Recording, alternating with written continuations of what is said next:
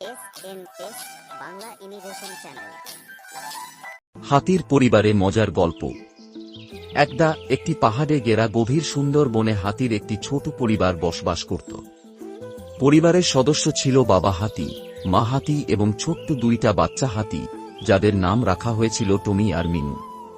টমি ছিল খুবই দুষ্টু এবং কৌতূহলী আর মিনু ছিল নম্র স্বভাবের। একদিন সকালে বাবা হাতি এবং মা হাতি খাবারের সন্ধানে বেরিয়ে গেল। তারা টমি ও মিনুকে সাবধান করে বলল, বাড়ির আশেপাশেই খেলবি, দূরে যাবি না। কিন্তু টমি তো খুবই দুষ্টু। সে ভাবল, আশেপাশে খেলতে কি মজা, মনে হয় একটু দূরে গিয়ে খেললে আরো বেশি মজা পাব। এই কথা ভেবে টমি একদিন খেলতে চলে গেল বনের অনেক গভীরে। হাঁটতে হাঁটতে সে দেখল একটা বড় জলাভূমি। জলাভূমিতে অনেক পশু পাখিরা খেলা করতেছে। তখন টমি ভাবল, আমিও যাই। এই কথা ভেবে টমি জলাভূমিতে গিয়ে সে খেলতে শুরু করল। খেলতে খেলতে হঠাৎ তার পা কাদায় আটকে গেল। টমি অনেক চেষ্টা করেও বের হতে পারল না।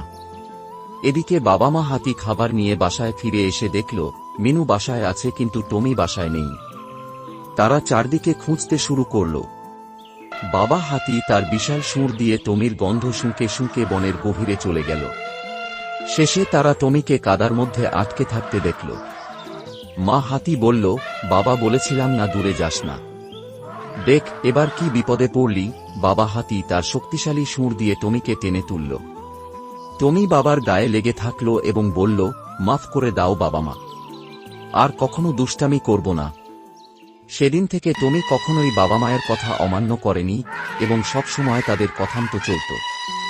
আর হাতির পরিবার সুখে শান্তিতে বনের মধ্যে বসবাস করতে লাগল।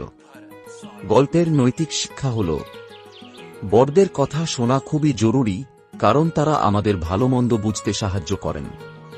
তারা কখনো আমাদের অমঙ্গল চায় না।